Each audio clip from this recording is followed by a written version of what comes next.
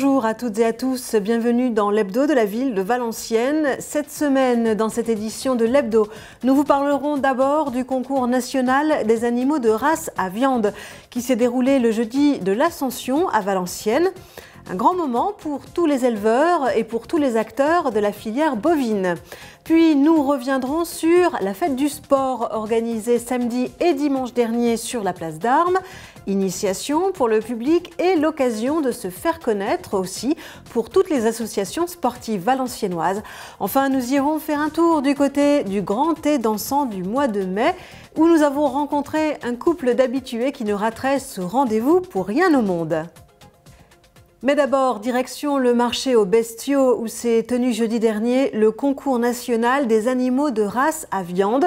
Le député maire Laurent De Gallet a été accueilli par Jean-Louis Bayeux, le président de l'association Comis Agricole de Valenciennes et ancien naisseur. Cette association se compose de toute la filière bovine, du naisseur au détaillant en passant par l'emboucheur. Ce concours prime les plus belles bêtes issues des exploitations de la région du nord de Paris. C'est l'aboutissement de la vie d'un animal élevé dans la plus pure tradition française, avec une traçabilité exemplaire pour le consommateur, qu'elle soit alimentaire, génétique ou sanitaire. Alors, les critères principaux, donc, ce sont la taille de l'animal et les muscles qui sont sur son squelette. L'importance des muscles qui fait qu'un animal est plus primé par rapport à un autre. Mais je vais dire, tous les critères ne sont pas les mêmes d'une race par rapport à une autre. L'animal qui a le plus de muscles dans notre région, c'est la race blanc-bleu. Et par contre, les autres races, ce sont des races, je vais dire, qui sont aussi bien goûteuses et qui ont des critères un peu différents d'attribution. Mais ça, c'est le professionnel de l'élevage qui détermine d'une race par rapport à une autre quel est l'animal qui doit aboutir sur le podium. Cette année, la blanc-bleu était mise à l'honneur, une race qui fait le bonheur des bouchers pour sa viande maigre et goûteuse. Quand une bête est primée, c'est une vraie consécration pour son éleveur. L'éleveur, pour lui, c'est la récompense de tout un investissement qu'il a pu faire dans son exploitation. L'investissement, c'est-à-dire non pas un investissement en matériel, mais surtout l'investissement dans une génétique.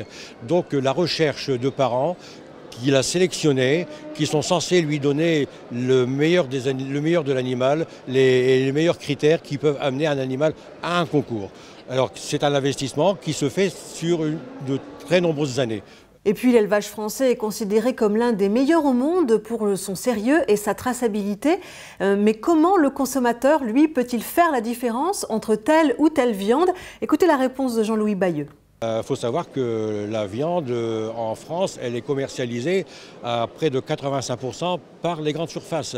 Donc ce concours n'est pas réservé qu'aux bouchers, il est réservé à tous les acheteurs de viande de qualité. Alors, qu'est-ce que vous répondez quand on vous dit la viande dans le supermarché, elle est moins chère qu'en boucherie? Pourtant, ce sont les mêmes animaux. Alors, vous avez, si vous voulez, les animaux de race à viande qui sont, j'allais dire, réputés pour leur conformation, pour la qualité de leur viande. Et vous avez aussi les animaux de réforme laitière qui, eux, j'allais dire, ont aussi une viande qui est très bonne, mais qui, quelque part, n'a pas la même, j'allais dire, qualité bouchère que les animaux de race à viande. Donc, quelque part, on doit retrouver une différence de prix entre l'animal qui a de réforme laitière par rapport à un animal de race à viande. Et il faut préciser que cette année, le concours était agrémenté d'un marché de produits locaux, vente directe du producteur au consommateur, ce qui permet de dialoguer avec le grand public et de lui expliquer le travail et l'investissement des éleveurs.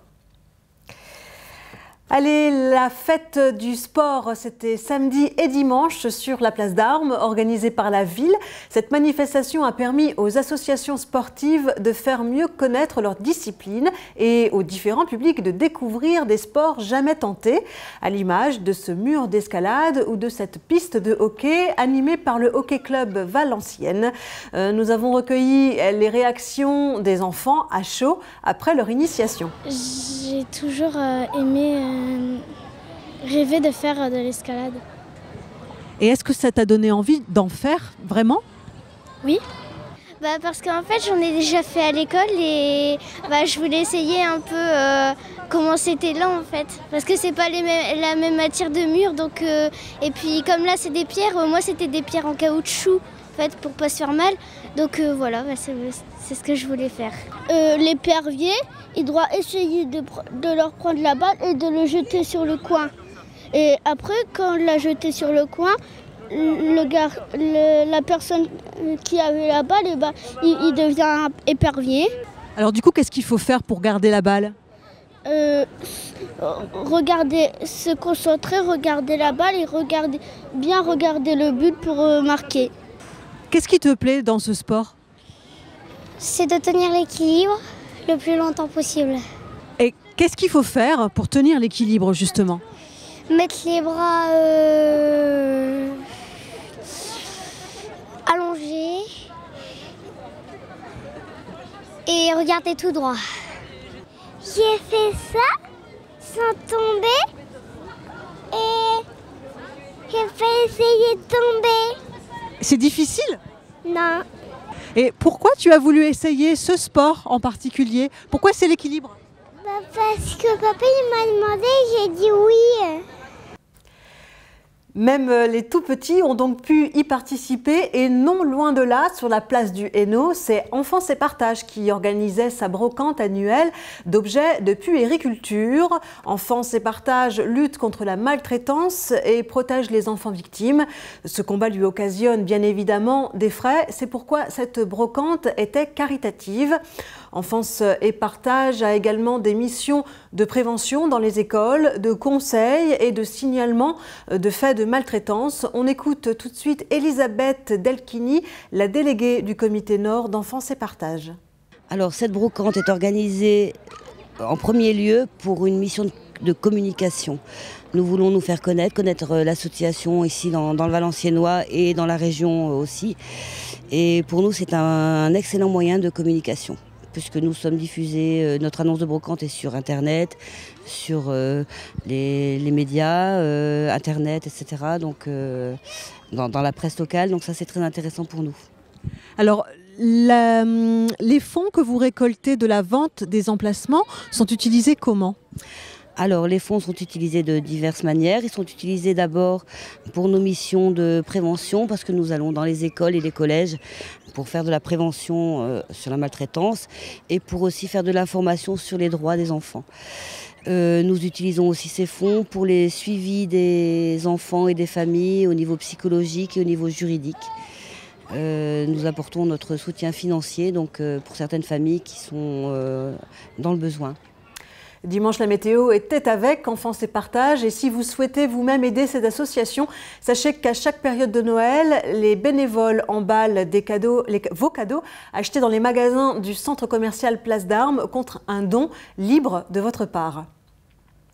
Et puis les seniors valenciennois n'étaient pas non plus en reste dimanche, car un grand thé dansant était organisé en salle des Tertiales. C'est le 4e de l'année. Les participants ont dansé et mangé sur les tubes de leur jeunesse chantés par la fameuse Lily White.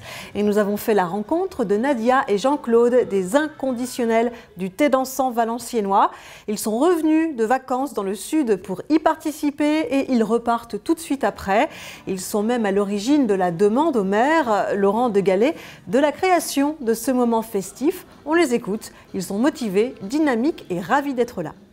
Nous sommes connus très jeunes, au bal déjà, à 16 ans. Et à l'époque, il y en avait un petit peu partout dans le Valenciennois, ce qui a disparu. Et nous avons toujours continué à danser. Bien sûr, un certain temps, nous avons eu un fils, tout ça, une vie beaucoup plus familiale. Et dès que notre fils a été dans le circuit pour se débrouiller tout seul, marié, des enfants, mais nous avons repris notre occupation qui est de danser. De toute façon, toutes les fois où nous avons fait baptême, communion, tout ça, hop, on était les premiers à tirer les chaises et hop, un petit peu de danse pour tout le monde. Puis ça nous permet aussi, à travers cette danse, de faire du physique. Nous n'avons jamais appris à danser dans un club, nous avons appris tout seul et ça nous permet d'entretenir notre corps. Mais en fait, ce qui nous plaît en plus, c'est que nous rencontrons des Valenciennois que nous avons côtoyés en étant plus jeunes, Place d'Armes, quand on traînait comme tout le monde, et qu'on retrouve ici, et on fait d'autres connaissances. Vous venez à tous les thés dansants? Oui, on est présent tous les deux ensemble, malgré que nous ne sommes pas toujours à Valenciennes. Nous tenons à être présents parce que nous avions demandé à la mairie, à monsieur le maire, de s'occuper un peu des seniors pour réunir ces thés dansants. Donc nous y mettons un point d'honneur. Alors, est-ce qu'aujourd'hui vous êtes satisfait? Est-ce que cette formule correspond à ce que vous souhaitiez? Oui, je dirais même plus amplement. Parce que nous avions demandé à monsieur le maire d'organiser des thés dansants comme nous allons tous les dimanches, c'est-à-dire l'après-midi. Il a été au-delà de notre demande, puisque c'est un repas dansant avec une collation. Bon pied, bon oeil, et le député maire Laurent de Gallet a fait sa visite habituelle. Il a répondu aux rumeurs qui circulent sur l'arrêt des thés dansants. On l'écoute. La crainte, c'est, on a entendu dire que l'année prochaine, il y aurait peut-être plus de thé dansants. Non, voilà. Je crois que c'est quelque chose qui est instauré aujourd'hui. On a mis en place maintenant il y a quasiment 3 ans. Le succès ne se dément pas, la salle est toujours aussi pleine, on tourne entre 800, 850, 900 parfois participants. Après, ce sont les conditions de sécurité qui nous empêchent d'être beaucoup plus nombreux. Puis je crois que c'est important, c'est pas seulement un moment festif, c'est aussi un moment de convivialité, de partage, d'échange. Les gens se retrouvent et puis c'est un formidable outil pour lutter contre les solitudes parce que beaucoup de personnes sont seules et elles attendent ce jour du thé dansant, mais vraiment c'est entouré sur le calendrier et je crois que c'est l'occasion aussi d'un grand moment de partage. Et moi je suis vraiment fier d'avoir mis en place cette opération. Voilà, vous l'avez entendu, les thés dansants ne s'arrêteront pas. Et comme chaque semaine, voici quelques idées de sortie. D'abord, dimanche, ne manquez pas le festival de cerf-volant organisé sur la place d'Armes. Vous y verrez des spectacles et des démonstrations de cerf-volant toute la journée. Et puis une initiation vous sera même proposée. Et samedi, Valenciennes vous propose une nouvelle balade musicale et cette fois-ci, c'est avec un concert de l'orchestre d'harmonie junior et du Big Band universitaire.